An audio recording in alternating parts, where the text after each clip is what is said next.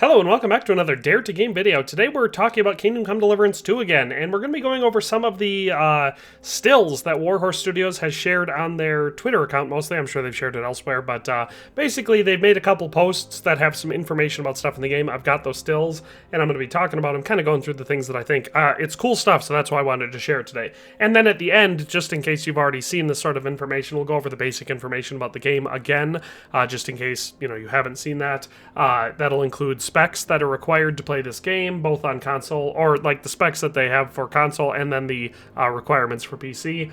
Then also other stuff like a couple features in the game that have been confirmed. I've got a map of Kuttenberg and a story plot device for how they're going to be kind of adjusting Henry. But anyway, we're just going to start off with the personal protection post they made. This is about the different armor types.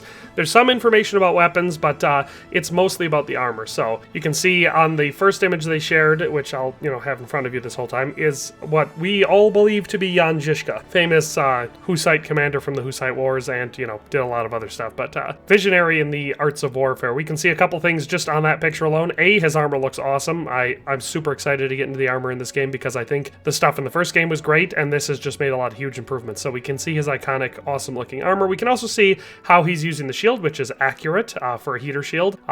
The way that it's strapped onto his arm and that he's holding onto it, so that all looks good. And of course he has an excellent looking mace. But that's not what we're talking about. We're here to talk about the information pages they shared. So this first one they have labeled as chainmail. So it says, just going through it one item at a time, they highlight the tall kettle hat, says bandits and guards alike agree, simple, sturdy, and fits most heads with questionable intent. So I'm guessing here this is just a blanket statement they're using, not specifically for this, but for all of your open face helmets. So, obviously offers great protection. You should be wearing a helmet no matter what, and that's kind of the vibe that this fits. It has great visibility, which is the advantage, but of course has a weakness to the face. Then it says mail hood, reinforced to keep your neck intact when someone gets a tad too familiar with their blade. So what I read that statement is to mean that because of what we've seen in the game already, that there are finishers where after a riposte or something like that, you'll end up sliding your sword through someone's throat. That's a real move.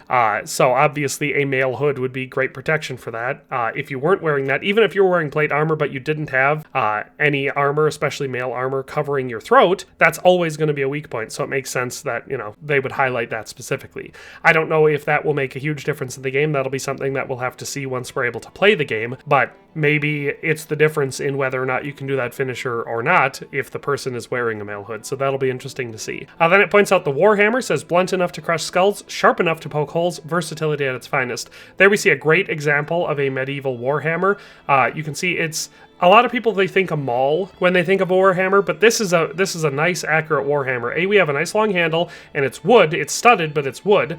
We can see that we have a little bit of metal reinforcement at the top where the head connects. That's good for blocking weapons and stuff to make sure that you have it intact and strong.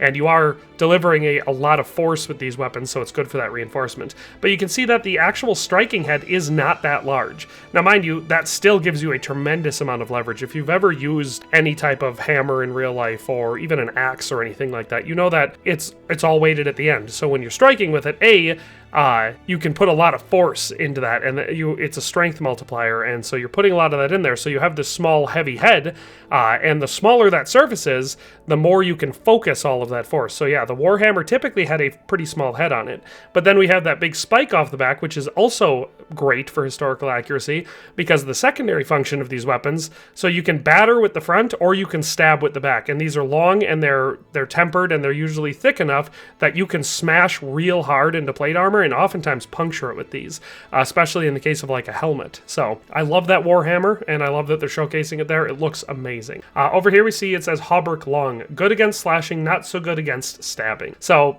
that's true. Mail armor does offer tremendously good slashing defense.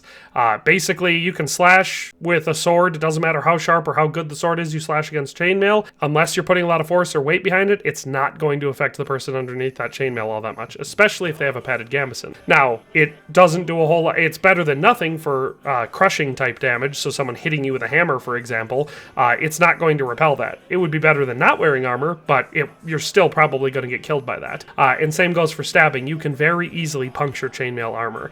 There are lots of videos on YouTube that you can find of people stabbing a sword right through it or shooting an arrow through it. So it's good for certain things, it's obviously weak to other things. And then it says, noble quilted trousers, walk proud in well-guarded legs. It's just the padded chausses from the first game. So this is light leg armor, makes sense for a foot soldier at this light level. Then moving up from there, it seems like, now I haven't played the game so I can't say for sure, but it seems like they're highlighting it in this way to kind of make it seem like this game will have more of a distinction between light, medium, and heavy armor. See, in the first game, it was fairly simple. It was basically just light or heavy armor, and it came down to like the weight that the armor weighed and the amount of noise it made, okay? Other than that, it was just rough protection. And so I'd be interested to see if they have a distinction for medium armor in this game. So maybe with light armor, you get the least protection and the highest mobility. Maybe with medium armor, you're right there in the middle. So if you're using Brigandine and stuff like that, it's a bit lighter than plate, it's a bit more flexible than plate, so maybe you can move a little bit better and freely and use less stamina or something. But also, it's not quite as robust as plate armor, so it would be really cool if they have a distinction for medium armor. But anyway, going down the list, Saxon Bassinet, little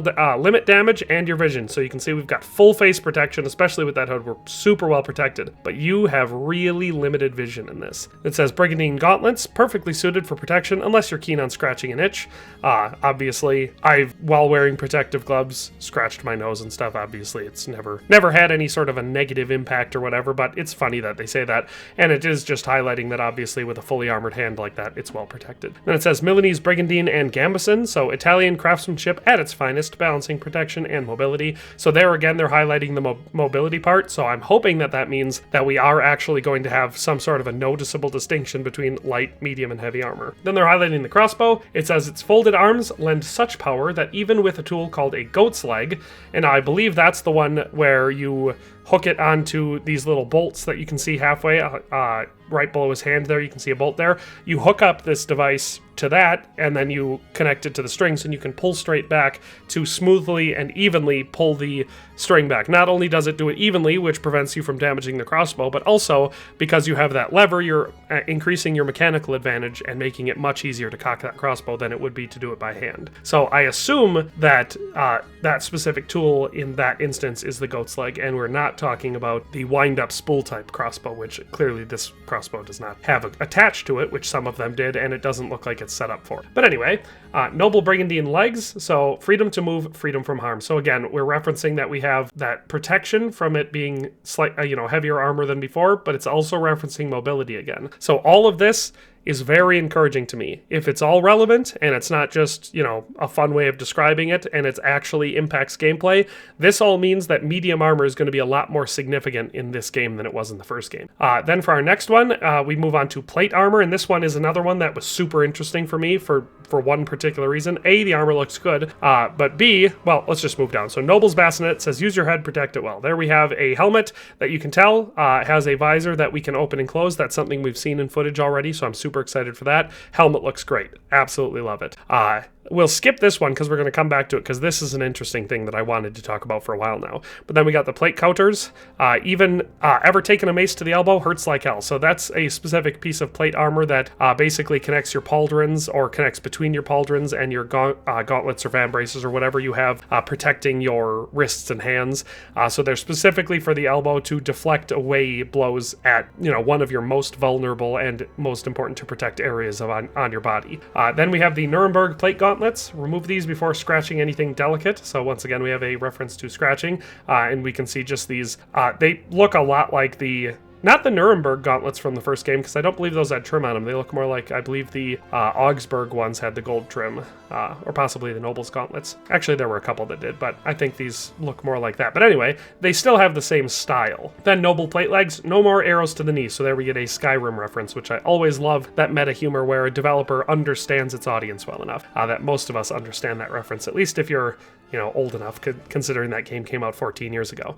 But all of that looks good. Now, the interesting part is the cuirass here, the chest armor, the Kastenbrust. Now, like I said, this is something I've wanted to comment on for a while because I kept seeing this pop up in the footage for the game. I saw it on several people, including Henry, throughout a lot of the stuff Warhorse has released, and it immediately interested me. And now this is fun because it made me research a new style of armor that I personally wasn't familiar with. So the Kastenbrust armor is German, of course. That's a German term, and it's specifically a German form of plate armor from the early 15th century. So, perfect timing for this game. And it's a subset of Gothic armor. So if you're familiar with medieval plate armor, you're probably a fan of Gothic armor because some of the coolest looking stuff comes out in that specific style. And so the Kastenbrust was, like I said, a part of early Gothic armor, and it was very popular in the Holy Roman Empire at this time. Typically, a full set of Kastenbrust, now this is just the plate, but a full set would be composed of a grand bassinet helm or a Bacoque helmet, a box-shaped cuirass, which we have here, gauntlets with a long cuff and a rectangular cutout, and then, interestingly, a plate skirt known as a tonelet. So that we don't have here. I think maybe that would be awesome if that existed in the game just for like authenticity and everything, but seeing the Kastenbrust introduced is very encouraging to me. I'm hoping that means that we're going to have a decent amount of Gothic armor, at least early Gothic armor, showing up in this game because it did exist at the time and the styles varied widely. So, like I said, I mentioned this in a previous video that I had kept seeing a cuirass that I wanted to talk about. This is the one. It's the Kastenbrust. So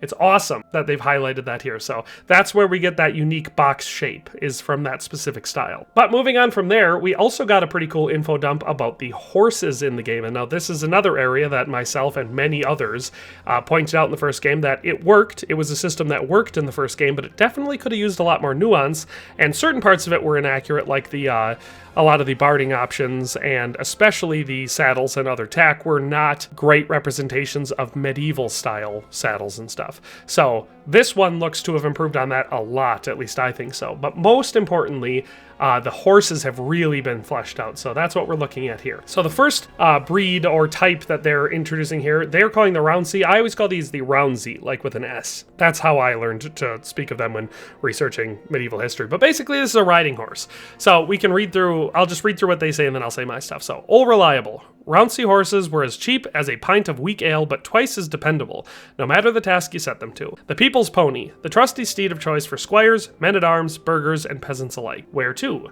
Whether it's charging into battle, lugging your ill-gotten gains, or delivering you to the nearest alehouse, the Roundsy has you covered. One horse, every need, no complaints. So this is what they're advertising clearly as the all-purpose horse, as you can see on the image. That's not inaccurate. The Roundsy was a riding horse. This is what most people would ride except into battle. Now, I'm not saying you wouldn't ever ride one into battle, but if you had a horse more suited to warfare, you would use that one.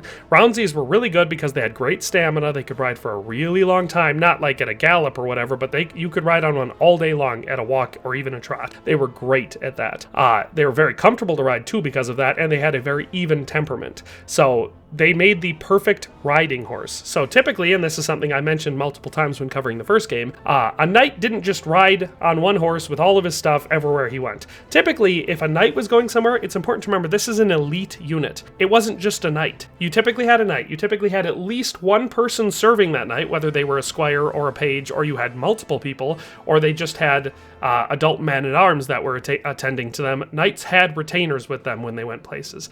That meant that it wasn't just a knight riding into town on horse, it was a knight riding into town usually with a whole bunch of other horses and people. And so typically the Roundsy is the perfect horse to ride a long distance, because it's important to remember that unless you're in an area where you know that there's imminent danger, you're not going everywhere in plate armor because that's not comfortable. So typically they'd be wearing regular clothing or very light armor, padded gamsons, something like that, and they'd be riding this Roundsy where they go because it's more comfortable, and that way they're saving their bigger, more warlike horses for actual combat or tournaments if they were a tourney knight. So the Roundsy is all-purpose. This is also, like they said, they said squires, men-at-arms, burghers, and peasants alike. I don't know of a lot of peasants that rode around in the medieval period on their own horses. That it certainly happened, but probably not overly common. But as for squires, men-at-arms, and stuff like that, yes, definitely. The stereotype of the poor soldier riding into battle on a workhorse, that's not accurate. Workhorses do not make good war horses, and they'd be more of a liability than anything else. But a Roundsy, yes, definitely. These were not the best horses to ride into battle, but certainly they would work. They were probably a little bit more skittish, and because they were physically smaller and less aggressive, they're definitely not as good of a war horse, but they're good for everything else. Moving on to the Courser, this one, like I said, we'll just go through through their stuff first, and then I'll talk about it based on my knowledge from the medieval period of it. So it says, combat ready. Coursers, light, fast, and strong, perfect for when you need to flee a bad decision or charge into battle making one. What's the plan? Racing down country roads or cutting through a skirmish? This horse does it all. Just hold on tight and let it do the thinking. A few groschen more. Not as pricey as a destrier, but still turns heads. Ride this beauty and you'll look every bit the knight minus the hefty bill. So they're advertising this one as the better warhorse, the slightly more noble, but still fairly affordable. And that's, again, not inaccurate. Possibly an oversimplification, but again, not inaccurate. Now, it wouldn't be uncommon for a knight, if they had enough money, to have 3 personal horses that he would have for different situations. And now, that's not including pack animals or caravans or anything like that to carry all of his different armor and weapons and all that sort of stuff, because that also existed. But, like I said, even people who had a courser or a destrier, and we'll get to that, would likely not ride it everywhere because those are expensive horses, they're bred specifically for it, and they're trained specifically for it. And they don't have as good a stamina. They're typically bred for, a courser in this instance, is bred for a steady, fast pace. Coursers, iconically, were most well suited and used, or as far as breeds go, for jousting in tournaments. They were great at it because they had great acceleration, they were strong, and they were fast, but they still had a pretty even temperament. They didn't have ridiculously high stamina, and they were not trained or bred to be aggressive like a destrier was. Because you didn't, in a joust, want your horse to then kill the person that you were fighting. In combat, you do want that, so we'll get to that a bit in the next one, but the courser is basically a tournament horse. You could use it for anything else again. I'm not saying you can't ride this one from town to town, or that you can't take it into battle, just that is not the point of this horse. So they're not saying anything inaccurate here. From a historical point of view, though, that is specifically where that courser comes in. That's where the name comes from. And I imagine if there was racing back then, that's an area that I am definitely not an expert on. The courser would probably where you'd be looking for that, unless you were looking specifically for some sort of a race-bred horse like an Arabian. But anyway, there we have our courser. Then we get on to everyone's favorite, the destrier. So it says, aggressive, majestic, well-trained, and with a temperament as fiery as their rider's ambitions. In battle they bite, they kick, and they never back down. Courage, they've got plenty to spare. Ultimate warfare. Destriers stand unmatched in battle, built for war, bred for victory, and worth every hard-earned coin if you can afford them. Haggling won't help. Riding a destrier ensures you look like a noble or a wealthy knight, and you'd best be one, for the privilege of owning one comes at a price that even kings might wince at. So it says destrier, the warrior's mount. All of that is pretty accurate. Destriers definitely were the most expensive horse you could get back then, but they were also the most specific and purpose-bred and trained. So as they highlighted, these horses were trained to stamp, to bite, to kick, to do all of that in combat. So they're very aggressive. You do not want these to be, again, they don't have great stamina. They're very strong, and that's why they were great for battle, because a fully armored knight could ride a destrier without breaking its back, which you wouldn't want to ride a courser as a fully armored knight unless it was for a very short distance, or that was an abnormally strong, or not courser, I meant a roundsy. But for a destrier, they can handle that weight. They're not great sprinters, so they're not nearly as fast as a courser, but they definitely can, move at a step for small distances. But they're very aggressive, great in fighting, and they are trained and bred not to run from battle, not to buck you off. Basically, this is what you want for battle. And they would be expensive because of that, not just because they're large, physically impressive horses that were bred specifically for that, but also because they require training. You don't buy an untrained destrier, you buy a trained destrier. This one is ready to go. You're taught how to interact with that specific horse by an expert groom who raised it and trained it and taught it its commands. They teach you the commands, you buy the horse, now you have a war horse. So I'm very interested to see how the different horses act in the game. I really hope that all this stuff they're talking about here is something that you notice from a gameplay point of view. But in any case, I love that they added variety in the horses. I liked the first game and how the horses worked in there, and it was a good system and it worked. But making it more historically accurate and significant is always a good change in my opinion. So that's it for horses. So that was the most exciting stuff that they've shared that I wanted to talk about. But now we just have a couple other things to wrap up through. So the first one here is a gameplay mechanic that they described in one of their videos that they released. And you can see on the screen here, it says terrible fall. Miraculously, you survived the terrible fall, but you lost several main level skill and perk points due to your extensive injuries. You have no choice but to recover and regain them gradually later in the game. So this makes sense. We all knew that they had to do something like this. I just wanted to share it again, just in case anybody didn't know. Basically, this is going to happen at some point early in the game. You're going to be injured, you're going to lose some points, and that's how you're going to have that experience of going through the growth again. And now some people may be annoyed by that. I am not. I love it. It's definitely the right choice to do, because a lot of the fun of the first game was overcoming the fact that you were this weak, untrained peasant rube, and learning how to fight, gaining strength, building your abilities up, and then being able to, experience the growth. So I love that they're doing that. I think this is a good way to do it. I said a long time ago, before the sequel was ever announced, that they had to do something like this, and that's how I would have handled it. I said I would have done it early in the game. I would have made some sort of an injury happen or imprisonment, so he'd have to go through atrophy or something like that they could explain in the story that would make it so you had to level up again. That way it doesn't feel like you're just being reset and you're not playing as the character you played in the first game, but you also get to experience that growth. So that's how they're doing it in this game. After that, a lot of people I've seen complaining or asking questions about the save system in the game. So it's going to be essentially the same, but they balanced it to make it better. So basically, the game still has Savior Schnapps. That's still how you save, but they made it so that it's going to be easier and quicker and more available to get it. So they want it to still be a decision that you have to make, so you're not just saving willy-nilly all the time, but they don't want it to be a giant stepping stone that's hard to get over, especially early game where you need them the most. So Savior Schnapps is still in the game, but they've balanced it for gameplay. And then lastly, we have 3 more that I've gone through before, but I'll quickly go through again, and these are going to be just related to the game itself. So here we have the Kingdom Come Deliverance 2 specs, or what they're predicting or have tested, or whatever the case is, for the consoles. So you can see that they have it broken down into Xbox Series S, Xbox Series X, and then PlayStation 5 and PlayStation 5 Pro. Okay, so you can see that for the Series S, which is the oldest, weakest console on this list, they're showing resolution 1080p, target performance 30 frames per second. I know a lot of people aren't going to like that, but remember, the Xbox Series S is old hardware at this point. The Series X, for performance and fidelity, you can see they have upscaled, offering to 1440p or to 2160p, 60 FPS unlocked with VRR for performance there, and AMD Fidelity FX Super Resolution for their upscaling technology that they're using. And then it's the same for their fidelity scale, but if you want to go all the way up to 2160, then you're not going to be getting 60 FPS. So that's pretty good news in my opinion, that on the Xbox Series X you can play at 1440p and get 60 FPS. That's pretty good for a game that looks as large and impressive as this one. PlayStation 5, we have pretty much the same as the Series X there. You can see at 1440p, they've got 60 FPS, using that upscaling technology. And then for the fidelity level, we have up to 2160 with 30 FPS and, using that same technology. But then the Pro gets a boost, so you can go all the way up to 2160 with 60 FPS. And that makes sense because the PlayStation 5 Pro has pretty good hardware in it. So that's the console stuff.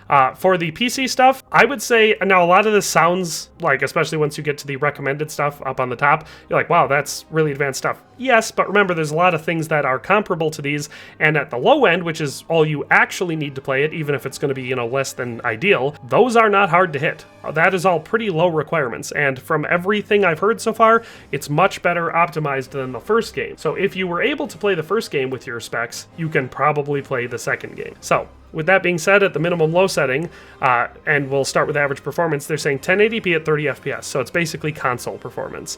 But the processor for that, which is the intensive part from what I can tell on this, is an Intel Core i5-8400 or an AMD Ryzen 5 2600. That's a pretty old, and at this point, pretty cheap CPU, not hard to get to that level. 16 gigabytes of RAM, which is really the standard for, minimum playing on most modern games, so that should not be surprising. Graphics card, not that high of a requirement there. GTX 1060, that is a severely outdated graphics card by this point, and they're not expensive. So if you need to upgrade to a GTX 1060, you can get one fairly easily and cheaply at this point. Or, I was looking at them the other day because my brother's graphics card went out, and we were going through a lot of the newer ones, and you can get some pretty serious performance for, obviously not everybody is going to consider $300 or $400 to be very small, but if you consider the fact that, it's not something you upgrade every year, if you put a new graphics card into your rig, you're probably running that for 5 to 10 years, or at least that's been my experience.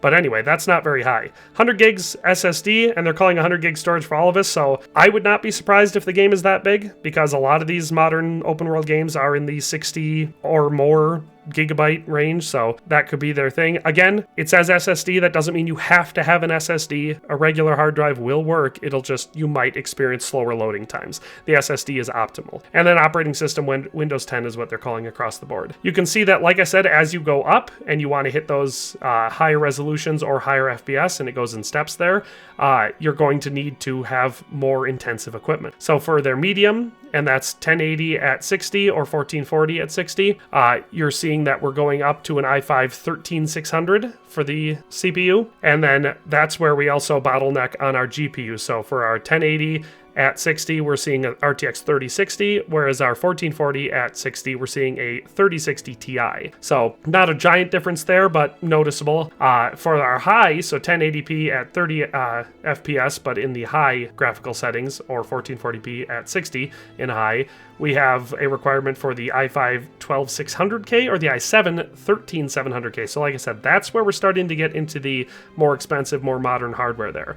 They're also calling for even more RAM, so 32 gigabytes here, and then we're seeing on the high 1080 the 2060 Super, which is, you know, that's still a fairly modest card, but on the high there we're seeing the RTX 4070. That's starting to get up there. I believe that's like a $500 or $600 graphics card right now, and everything else is pretty much the same. But when we get to best and ultra, so that's 1440 or 2160 at 60 FPS for 1440 or 30 FPS at 2160, that's where we're seeing some requirements. So you can see we have that high level CPU that we saw in the last setting, and then we have 32 gigabytes of RAM, RTX GeForce 4080, so that's what, like the second highest? No, wait, they probably have a 4080 Ti, and I believe they have a 4090, but still, that's high. Most people do not have an RTX 4080.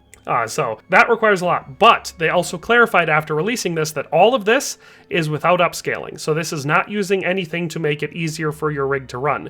If you're using any of that upscaling, all of these are going to be more than you would require, or at least a lot of these things are going to be more than you require. I'm not a tech wizard when it comes to this sort of stuff, so I can't get into the nitty-gritty of how that all works, but that is the case. And then lastly, pre-orders and stuff. So if you pre-order the game in any edition, you will get the pre-order bonus, which is the Lion's Crest bonus quest. I don't know what that is, but it says it's a quest, so I assume it's a quest, at least one, and in the end, presumably you get this Lion's Crest set, which looks like a full unique set of Brigandine-style armor, and possibly also a comparison for a horse. So that's cool, and it's, like I said, any edition you pre-order, as long as you pre-order it before the release date, you will get that. If you order the Gold Edition, which is the, I think it's like a $80 or $90 edition. It's the one I pre-ordered. You also get two other things, or three other things, I should say. So you get the expansion pass, which will include 3 upcoming expansions. So that would be like a Woman's Lot, Band of Bastards, and From the Ashes from the first game. So like story DLCs at some point. I have no idea how big or small they may be. I don't know anything about them, but you will get them when they come out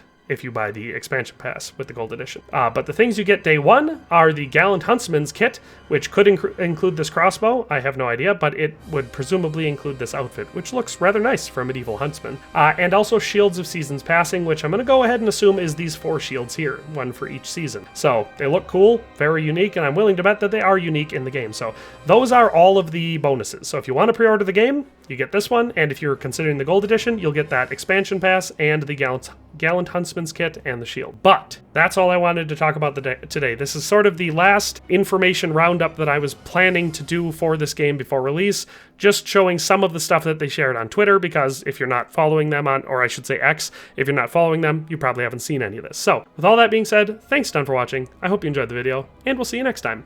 Thanks for watching another Dare to Game video. If you liked this video, please leave a like and a comment. If you haven't already, be sure to subscribe to the channel. If you like my content and would like to support this channel, consider becoming a member today for as little as $1.99 a month. It makes a huge difference. But in any case, thanks for watching and have a nice day. I'll see you next time.